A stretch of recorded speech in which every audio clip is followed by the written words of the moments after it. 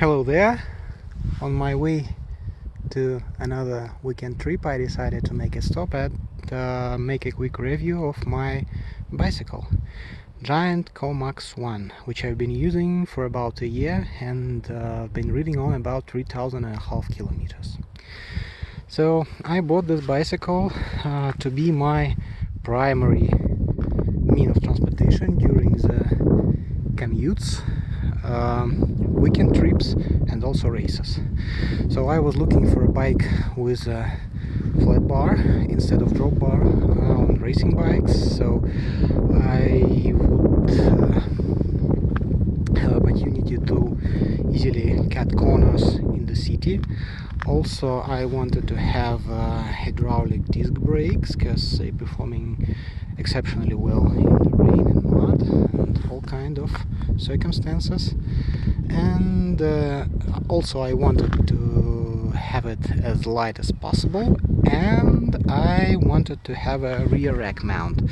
Since I use it on a daily basis, I wanted to have an opportunity to install some bags. So here it is.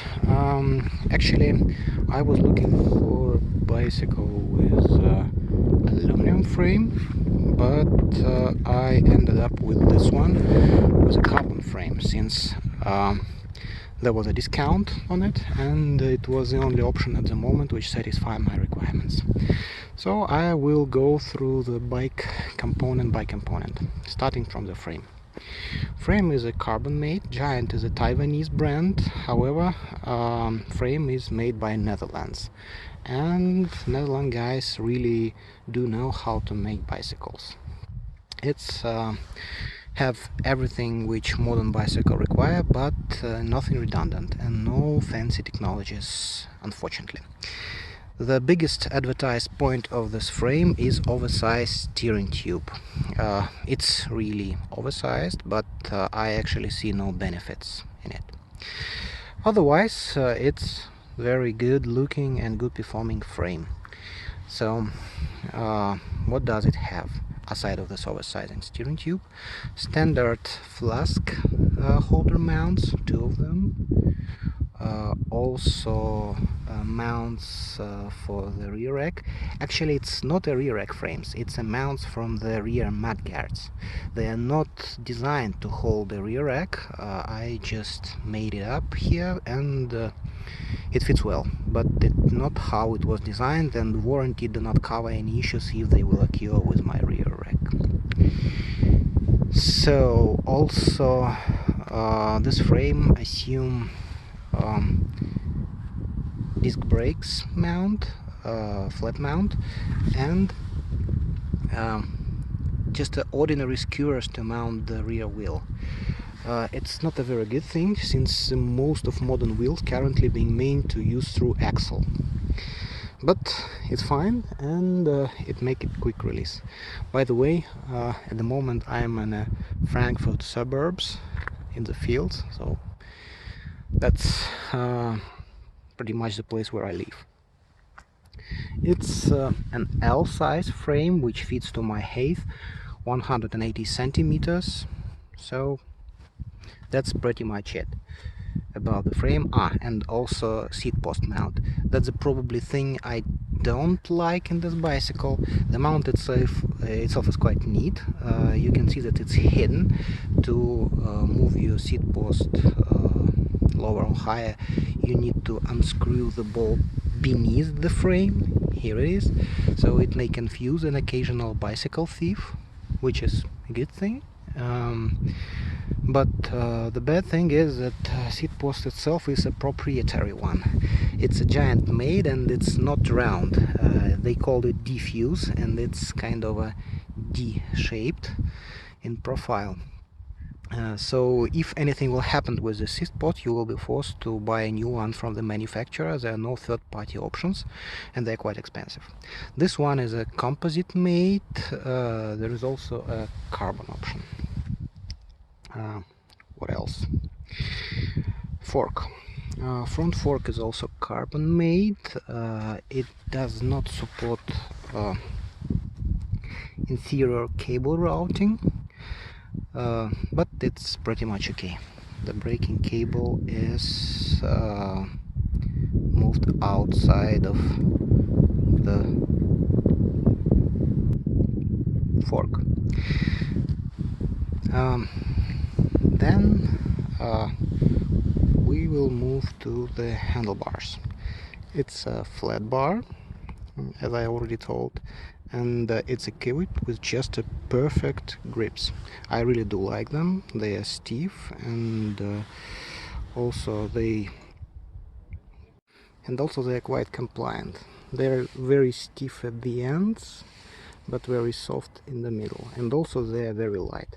Previously I had the famous Ergon grips, UK made, and they actually were worse than those. As you can see, handlebar is raised quite high. It's a normal for a city bike, but when I do the racing I usually reverse it and place a bit lower, removing spacers from beneath. Stem and handlebar itself are made of aluminum, so they are reasonably light, but not very light. I was considering to replace it with a carbon one or even an integrated handlebar, but I decided that it's not worth it. And of course, the bell. The bell is a part of the standard bicycle equipment. It's not a good one. I do not like how it sounds and how it performs and how it looks, but I did not find anything better to replace it with, so it's in my to-do list. Returning to the frame, I forgot to mention explicitly that it have internal cable routing. Internal cable routing for the rear derailleur and for the rear brake, and also you see this thing inside, it's a speed cadence sensor. It's also a part of the default. It's also a part of the default setup of this bicycle.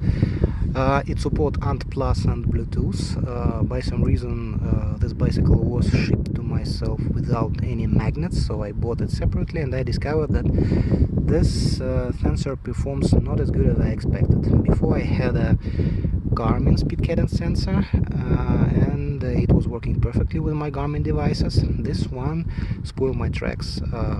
When I connected, it showed that I've been reading much less than I actually did, so I was forced to disable it, and basically I don't need it here, but it was a part of the default setup, so I leave it be. If I will remove it, there will be a hole. Next is probably the drivetrain. This bicycle is equipped with very good road bike specific Shimano 105 group set. So you see that crankset, cassette, and both shifters are Shimano 105. They're performing quite good. I had no issues with them in 3,500 kilometers, and I hope they will run as much as that at least. Also, this bicycle was equipped with KMC chain. I replaced it after 2,000 kilometers, but not because it was worn off, but because I wanted to use two chains in lines and evenly sync wearing of my chains with the wearing of my cassette. So that's how it goes. I'm quite happy with drivetrain. It was performant enough on the races and in the dirt. The other thing I need to mention that this 2x11 setup allows me to climb hills almost one by one, and sometimes it's difficult, but not even once I was forced to go off my bike because it was too steep. And when I go downhill, it allows me to speed up at about 50 plus, maybe 60 kilometers per hour. I can't go faster because I cannot spin my pedals fast enough. And the fastest speed I reached on this bicycle was about 70 kilometers per hour on a long downhill. Then Also, you can see the brakes. They are also part of Shimano 105 setup. The front disc is 160 millimeters, the rear one is 140. It's not very convenient since 140 discs are rare from third-party suppliers and not significantly lighter. I could of course replace the spacer on the rear brake to fit it to a 160 millimeter disc, but it will cost me almost as much as a new disc itself. So I decided to skip the thing. And now for wheels. This bicycle was equipped with a Giant proprietary PR2 wheels, 32 thin spokes, and also there were Gavia AC1 tires, 28 millimeters wide. I replaced them with the new ones, and that will be actually a second part of my video, what improvements and replacement I made. Those tires and wheels are performing quite good on a mixed terrain and on the road, but they actually designed to go on the road. So I had some difficulties when I was riding on mixed terrain. That's why I replaced them with something a bit wider. Also, now I will go to the improvements and replacements. The first and the biggest replacement I made is a rear wheel. I did not use to higher pressure of narrow tires, so it was my mistake. I pumped it not enough, and on one bump I bent my rim.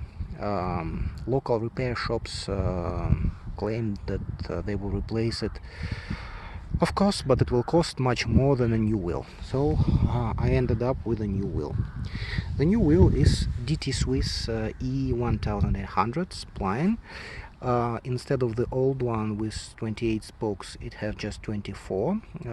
They are also straight, not J-band spokes, as you can see, and they flat. This wheel is more suitable for races than trails, but on the trails it's also performing good enough. By the way, both of the wheels from the very beginning were tubeless, and I am quite happy with the tubeless setup, since it's heal occasional punctures I have. So this new wheel is a bit more noisy than the previous one. I mean the sound of free hub, but it's okay. I have no bad feelings, no regrets, and I'm quite happy with this one. As for tires, after 2,500 kilometers, considering my usage of this bicycle on mixed terrain, my tires were a bit worn off, so I replaced them. First the rear one, then the front one. Rear tire is Teravail Rampart, light and supple, 32 millimeters wide, and I am very happy with this tire. I ride it for about 1,000 kilometers, so it performs quite well, not a single puncture, very good on smooth terrain, decently performed on the mixed terrain, so I do recommend it. Teravail is American brand, but the tire is Taiwanese made. The front tire is Panaracer Gravel King, also 32 millimeters wide. It's a Japanese company, and the tire itself is Japanese made. However, I'm not as happy with this tire as with the rear one. Out of the box, it was leaking on the sidewall. Sealant, since it's a tubeless tire, healed it, but it still wasn't a pleasant moment. Plus, I already had several punctures on this tire. Also, everything was healed with a sealant, but it's not hold pressure as good as the rear one, and seems like it's not as versatile. So I'm still riding it. I'm already using it for about 500 kilometers and not planning to replace it with a new one, though I already bought a new one. However, as I said, I'm not very happy with it. Saddle.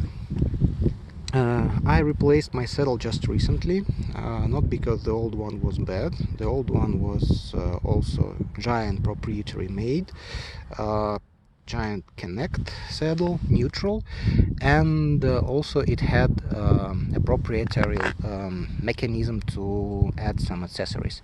At the rear there was a screw mount which will allow you to screw in rear light, bottle holder, small bag, all things like that.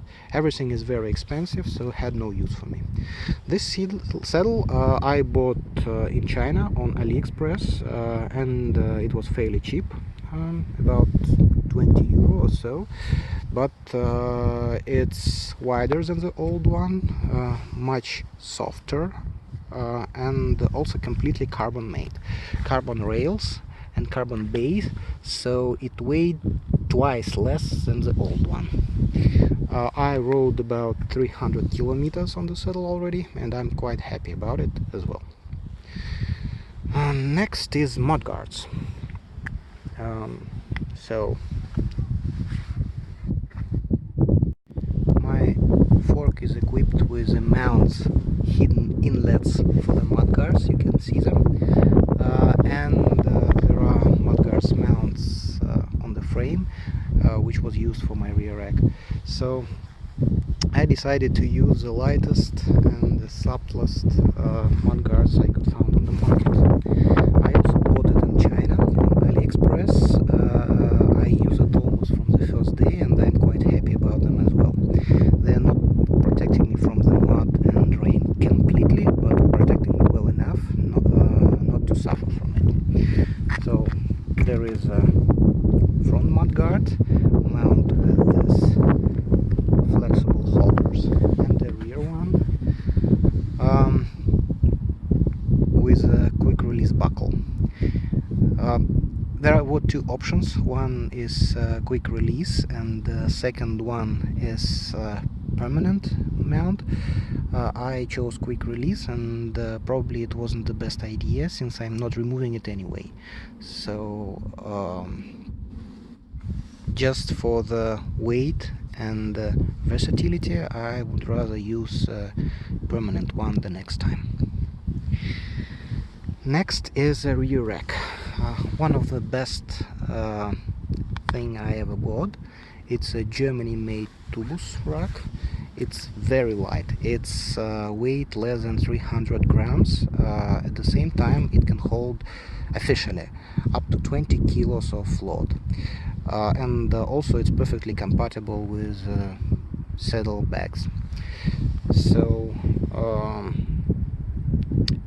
it's quite expensive, but I'm very happy with it, and I hope it will not fail me.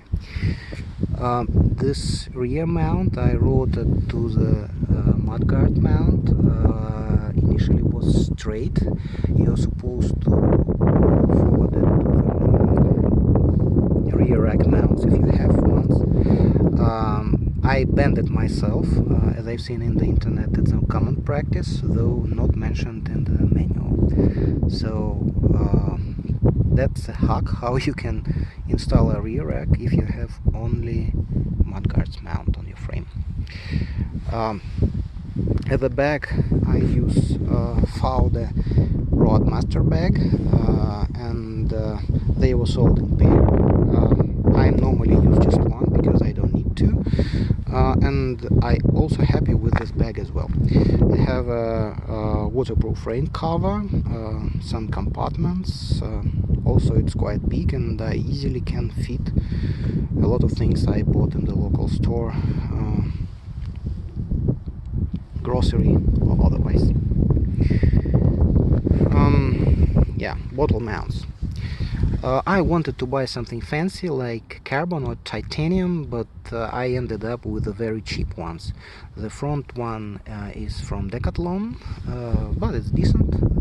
Mount on the frame side is plastic. The buckle is I don't know what it is, steel or aluminum. The rear one I also bought on AliExpress. It's adjustable one, so it can hold the bigger bottles. It's not very stiff, as you can see, but it's enough, even on a shaky terrain. I never had a case when my bottle fell off.